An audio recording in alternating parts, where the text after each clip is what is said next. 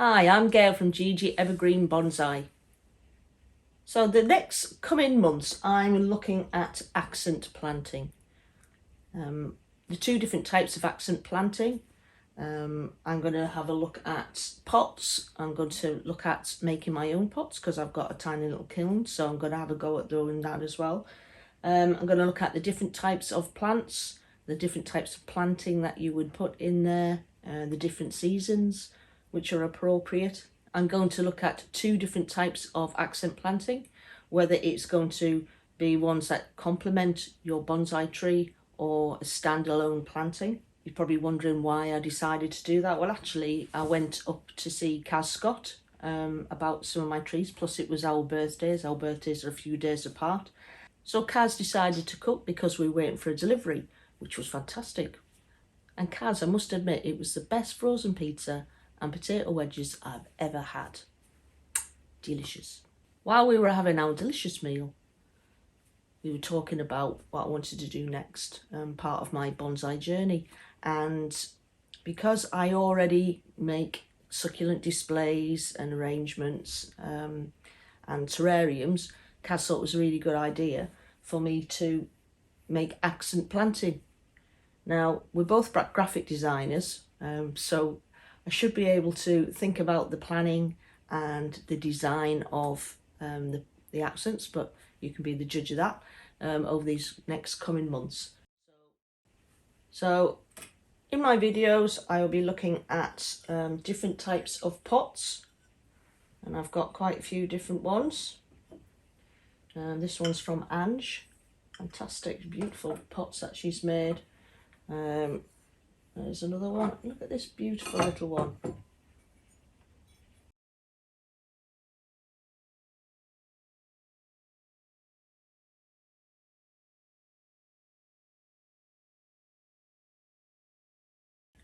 There's another beautiful one by Ange. That's for a cascade. It's a nice, beautiful sort of split in the top of that. So a bit of close-up. Some of these beautiful little pots that I've managed to get hold of. This large one here would be fantastic for a Kusamono, which is like more standalone, so that would be a really, really nice one. And also we have a slab there, which could be really, really nice for a forest, but I might have a go at a Kusamono. This slab was given to me by a club member called Dave Edwards. He actually made that. Got just some beautiful little pots here as well, different range. And like I said, I'm actually going to have a go at creating my own pots as well. Here's an example of a handmade one.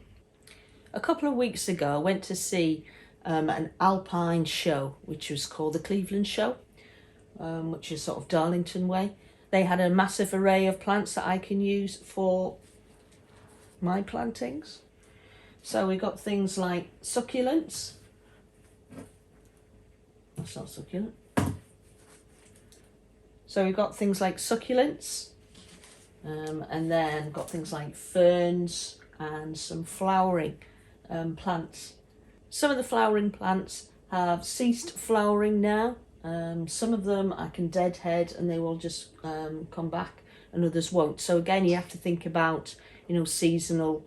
You need to think about seasonal flowering, colour in this type of species that you want, what sort of effect that you want as well. Now this plant, I can't pronounce it, so I'll put it on there so you can actually see how it's pronounced. Now I know we can have moss, which is obviously a lot cheaper. This one is a perennial and it needs to be in well drained soil. So I was wondering if this is one of the ones I could possibly use with the succulents. I don't know how that would look, rather than having moss, because the moss likes to be damp and obviously succulents don't like damp soil. So I don't know, it might be an experiment. It might look absolutely horrendous, I don't know, but again, I'll be having a look at that. I'll let you have a look around at some of the plants that I've bought, see what you think.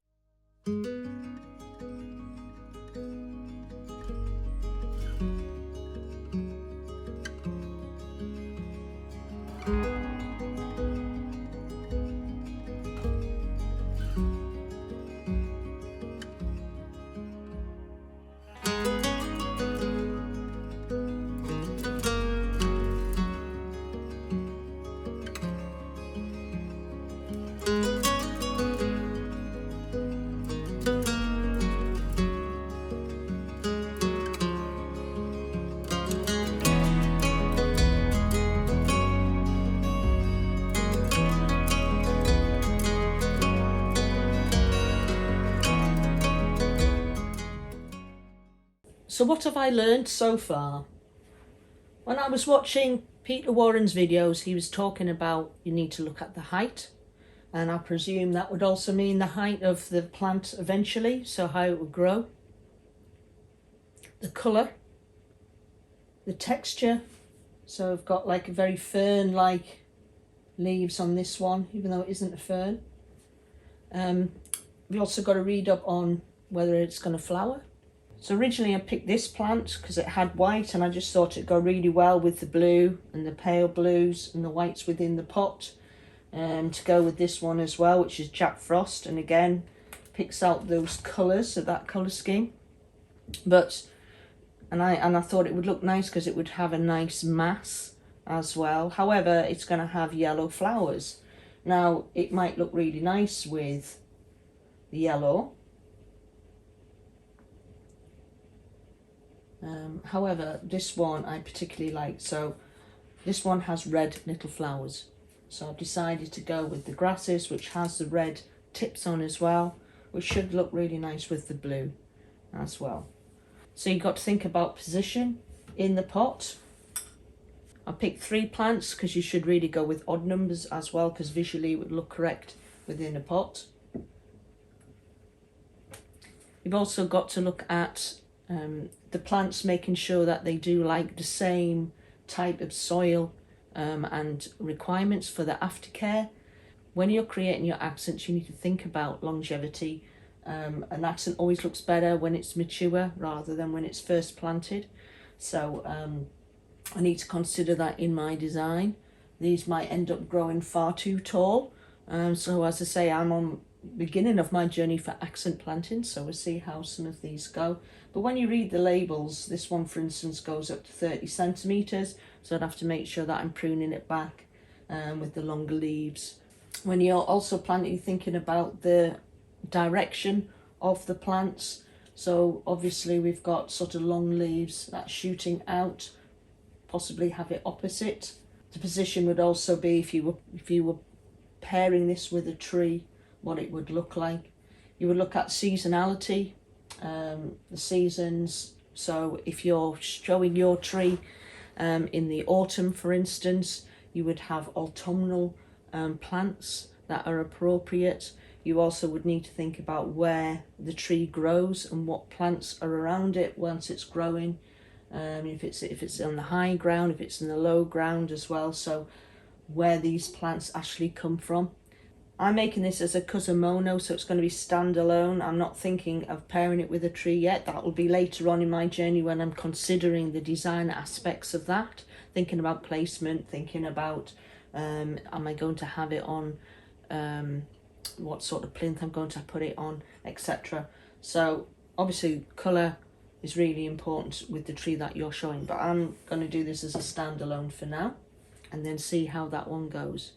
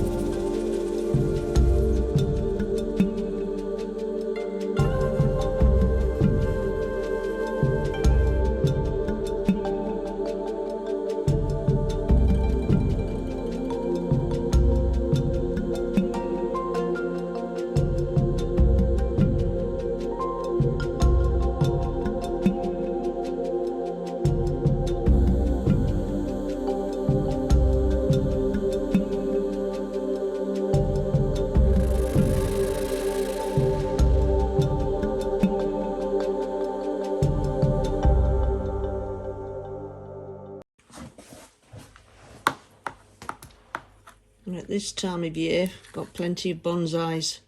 I've got moss growing on them, so you should remove your moss around your bonsai because it does interfere with its watering. So I've removed some of this off one of my Jishojos.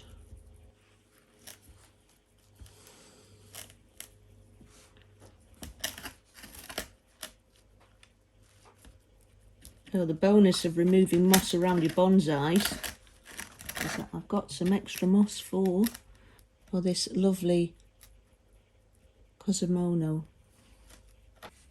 So here's my first attempt as a Kusamono. I will put a list of the plants that were used, as half of them I can't pronounce them. You know, I've tweaked it since I planted it, where this, I felt like it was a little bit bare here, so I've put a tiny little second plant of the same species here, just to draw your eye down to here. Then I was looking at some of features of the moss and how I could actually make that a little bit more interesting, have a little bit of red with the spores there, which will hopefully balance some of the others. Let's see if the birds actually knock that off. You know, they love that sort of thing, don't they? But hopefully you like it. As I say, it's my first attempt. I will be doing lots of different types of accent planting, and hopefully over these next few months learn about how to design them properly, thinking about layout, thinking about how to position them next to trees, etc. So if you'd like to support me on my accent planting journey, please like and subscribe, and I'll see you next time. Thank you for watching.